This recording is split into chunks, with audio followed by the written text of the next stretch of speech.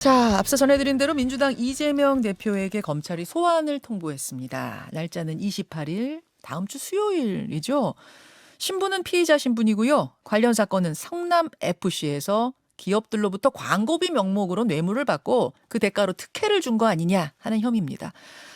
사실 이 사건 관련해서는요, 성남FC 쪽 실무자하고 두산건설 실무자 두 사람이 이미 기소된 상태예요. 근데 그 사람들 공소장을 보면요, 이재명, 정진상 두 사람이 공모자로 씌어 있었습니다.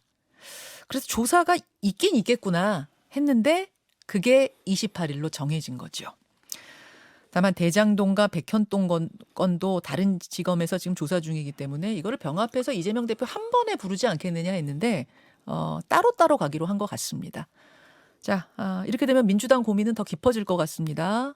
민주당 어떻게 대응할지 입장을 직접 들어보죠. 오선의 중진, 대선 당시 이재명 캠프에서 선대본부장 맡으셨었죠? 총괄특보단장을 맡았습니다. 총괄특보단장. 네. 더 높은 거 맡으셨었군요. 더 낮은 겁니다. 낮은 네. 겁니까? 그리고 이재명 대표의 40년지기 안민석 40년은 의원. 아니고 제가 2008년에 제일 처음 만났으니까 네. 15년 됐죠. 15년 그때 40년지기를 하지 않으셨어요? 40년치기는 아마 정성호님을 착각하신 것 같아요. 그렇습니까? 정성호 의원은 35년지기 이렇게 말씀하시던데 아무튼 오랜지기 안민석 의원님 어서 네. 오십시오. 네, 반갑습니다. 소환 통보 후에 이재명 대표하고는 얘기를 좀 혹시 나눠보셨어요? 지금 이제 이재명 대표는 지방 출장 중이고요. 네, 이 문제는 상당히 당혹스러워요. 왜냐하면은 이제 여야가 오랜 그 상구 끝에 이제 예산 정국을 이제 마무리하는 시점에 예. 이런 이제 폭탄을 던진 겁니다. 국회에. 예, 야당 대표를 소환 통보를 한 것은 시기적으로 아주 부적절했다고 보고요. 국회에 폭탄 던졌다 이렇게 보세요. 그렇죠. 네. 그리고 뭐 당연히 소환에는 불응할 것으로 보고요. 네. 잠시만요. 네. 28일은 기존의 행사 일정이 지역 네. 일정이 있어서 안 된다까지 나왔지만 네. 그래서 그 다음에 어떻게 연기해서 나가는 건지 아닌지는 아직 미정으로 제가 알고 있는데 아닙니까? 네. 이후에도 저는 불응할 거라고 보고요. 또 그렇게 하는 것이 이 지금 수사의 본질인 야당 탄압에 맞서는 이재명의 길을 당당히 가는 거라고 생각합니다. 아마 그렇게 갈 겁니다. 그건 안민석 의원 개인적인 의견이신가요? 아니면 조금 교감이나 분위기를 보신 건가요? 네, 교감이 있죠. 네, 네. 그렇습니까? 네, 네. 저는 그렇게 봅니다. 네. 교감을 좀 하셨어요? 그 부분에 대해서. 소환에 논의를 불응할 것이다. 예, 예. 네, 거기에 500원 걸어도 되실 겁니다. 교감하셨다는 얘기는 그러면 그럼 대신에 말이에요. 예, 예. 사실은 정작 소환해야 될 사람은 소환하지 않고 있어요. 바로 김건희 여사입니다. 자, 그 이야기는 잠시 후에 좀 따로 네. 떼서 하고 이 이야기 먼저 할게요. 이재명 대표가 소환을 할 거라는데 뭐 돈을 걸어도 될 만큼 자신 있다라고 하셨는데요. 그러니까 네. 소환에 불응할 거라는데 네.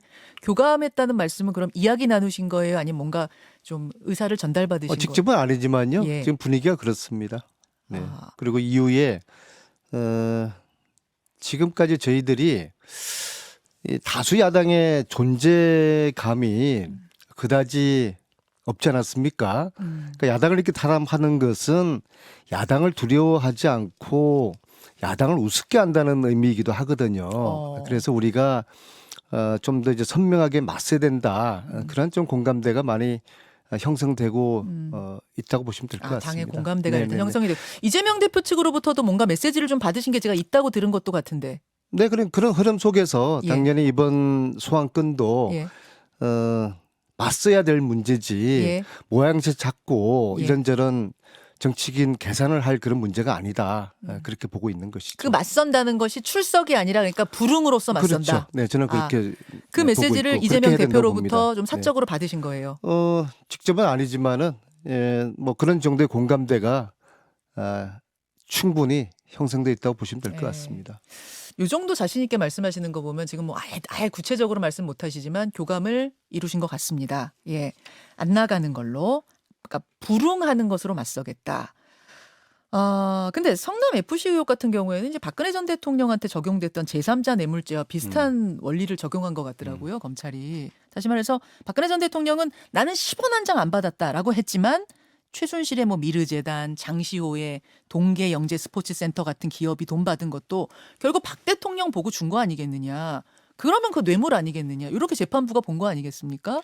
그 제3자 뇌물죄와 이번 건하고는 어떻게 같다고 보세요? 다르다고 보세요? 지금 말씀하시는 거는 이제 검찰의 프레임인데요. 예.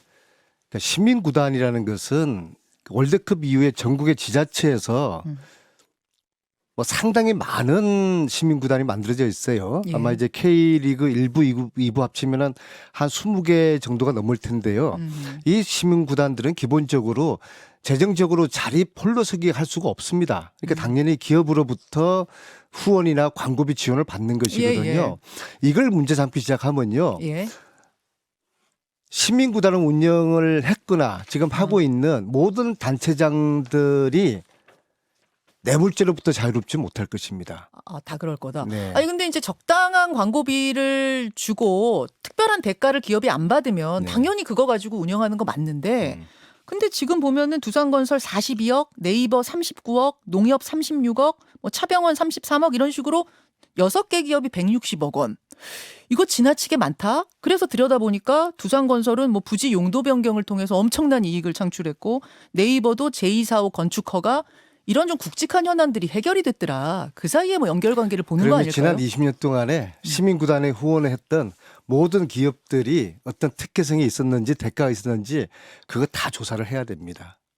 예, 저는 이 패러다임 자체를 저는 동의하지 않습니다. 그리고 이런 식으로 시민구단에 네. 후원을 준 광고를 준 기업을 뒤지기 시작하면요.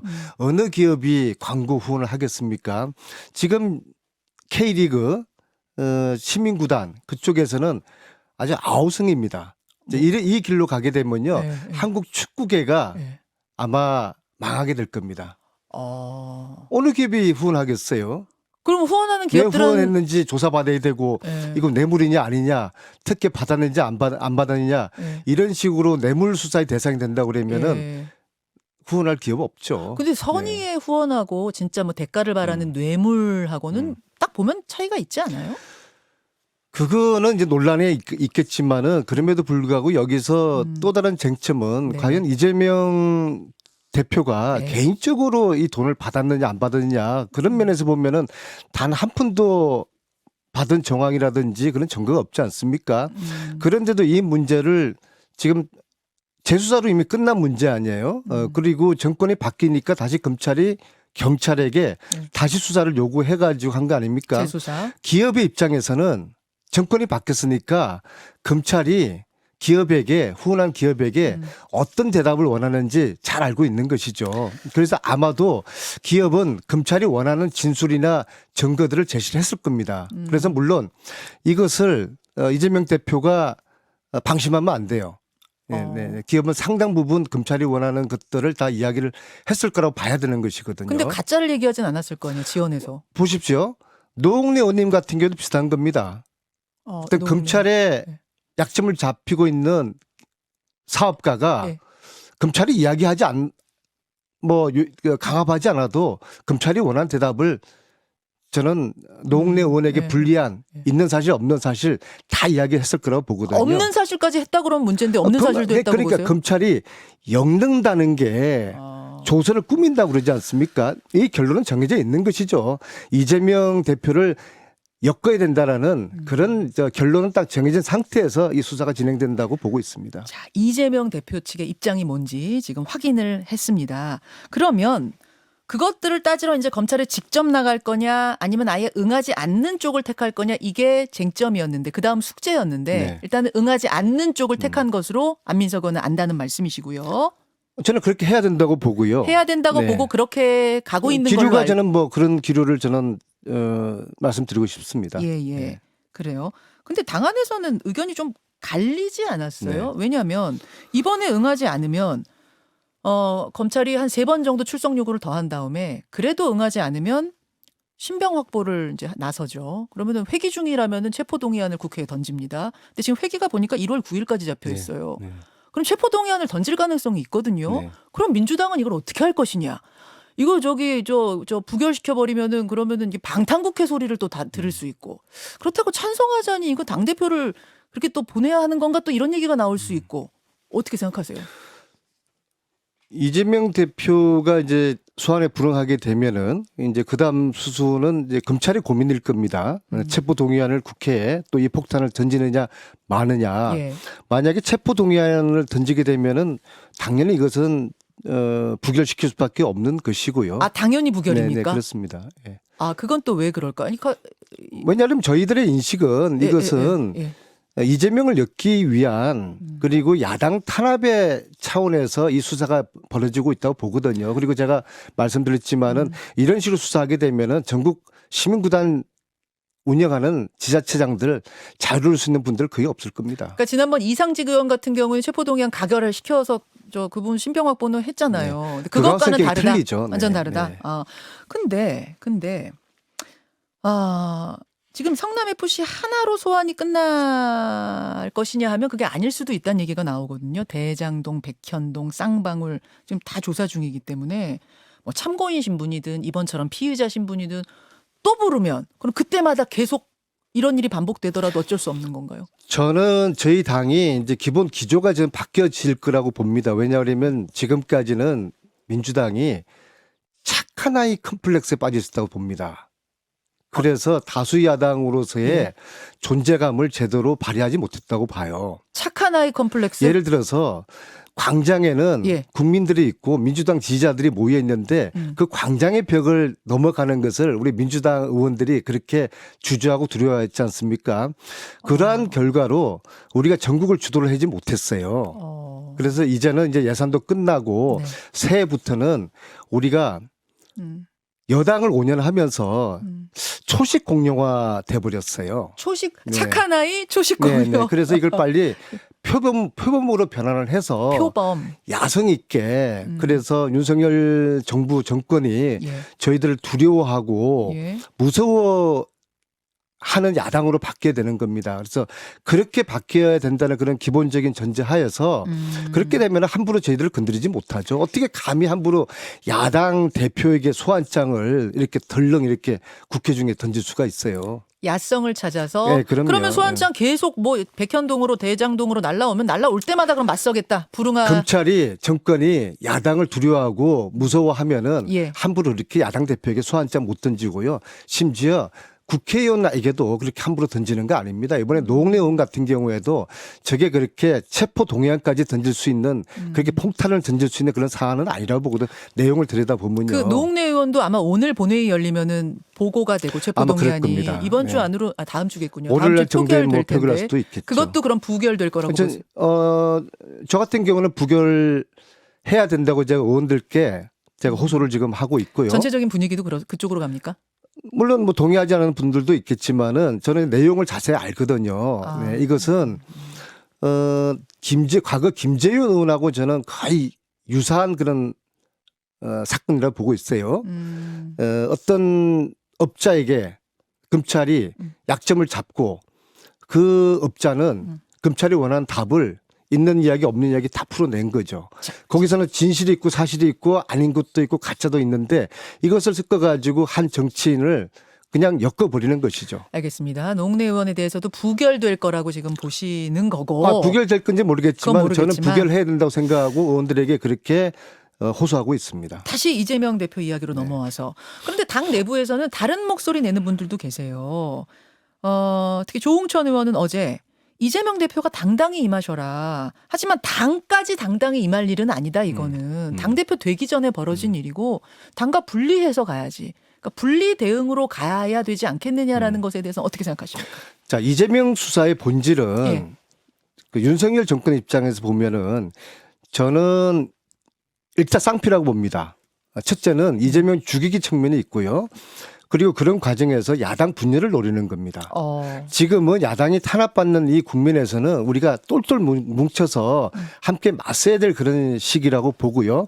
물론 소수의 의견은 뭐 있을 수가 있는 거지만은 저는 그런 의견에 동의하지 않습니다. 지금 우리가 절대절명의 위기에서 죽느냐 사느냐의 결기로 맞서야 될 때라고 생각합니다. 다른 목소리 내고 뭐 분리 대응 이런 거 외치면 죽습니까? 저는 그런 목소리 동의하지 않습니다.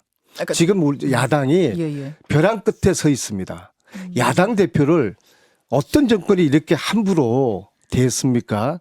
야당을 이렇게 무시한 적이 제가 볼 때는 최근에는 거의 없었습니다. 근데 총선이 사실 이제 한 2년 남았잖아요. 네, 총선 네. 앞두고 이렇게 되면은 결국 전체가 다 몰락할 수 있기 때문에 분리대응 얘기하시는 분들은 그런 당을 살리기 위한 거다 얘기하시거든요. 그것이 분리대응하자는 그런 그 목소리가 네. 당의 이제 분열로 치닫게 될 가능성이 많고요. 지금은 우리가 이런 다양한 목소리를 내야 될 때인가? 저는 결코 그렇게 동의하지 않습니다. 한 알겠습니다. 목소리로 맞서야 된다. 자, 표범이 돼야 된다. 표범, 표범론. 지금 뭐 조금 다른 얘기입니다만 안민석 의원 나오셨으니까 잠깐만 이거 여쭐게요. 지금 성탄절 사면이 임박했다는 얘기가 나오는데 국정농단의 주범 중 한 사람 최서원 씨, 옛날 이름 최순실 씨죠. 윤석열 대통령한테 사면을 또 요구를 했습니다. 지금 건강이 굉장히 심각하다. 뭐 이런 이야기를 하면서 정경심 교수 사면 이야기도 나오고 뭐 박근혜 전 대통령 이미 사면되고 했는데 본인도 사면해달라는 편지 어떻게 생각하십니까? 뭐 그분은 아직도 정신 못 차리신 것 같고요. 네. 우선적으로 이제 국정농단 국민들 앞에 석고대죄하고 잘못을 뉘우치는 거 그런 모습을 국민들에게 우선 보여주는 게 순서라고 봅니다. 네. 알겠습니다. 예. 여기까지 말씀을 나누고 김건희 여사 얘기를 아까 잠깐 하려고 하셨는데 네. 뭐 그 주가 조작 관련된 이야기 말씀하시려고 네. 했던 거죠. 예. 근데 그 얘기보다도요. 지금 예. 뭐 한독수 총리 예. 청문회 정인 그런 이야기를 하고 있는데 예. 그거는 저는 한독수 총리 불러서 뭐 합니까? 천공을 불러야 된다고 생각합니다. 천공. 천공. 네, 청와대 이전 설이라든지 또 저 마약 수사 예. 집중하느라고 그날 치안이 허술했던 거 아닙니까? 거기에 대한 인과관계를 국민들이 의심하고 있는 거 아닙니까? 여야가 한덕수보다는 천공을 불러내서 이런 국민적인 의혹을 이번 그 국정조사에서 해소했으면 좋겠다. 저는 그런 말씀 드리고 싶네요. 아주 또 새로운 인물을 지금 하나 증인으로 떠올리셨는데 여기까지 일단 말씀 듣도록 하겠습니다. 안민석 의원님 고맙습니다. 네, 고맙습니다. 김현정의 뉴스쇼는 시청자 여러분의 참여를 기다립니다. 구독과 좋아요, 댓글 잊지 않으셨죠? 알림 설정을 해두시면 평일 아침 7시 20분 실시간 라이브도 참여하실 수 있습니다.